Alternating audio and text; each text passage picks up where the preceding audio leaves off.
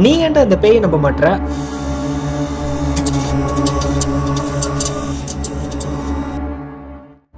இது என்னடா கதை?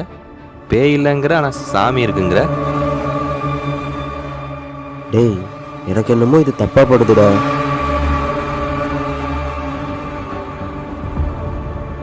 உனக்கு இந்த கோஸ்ட் மேல நம்பிக்கை இருக்கா? இல்லையே. விக்கி, உனக்கு? எனக்கெல்லாம் இருக்குதே. L you see Y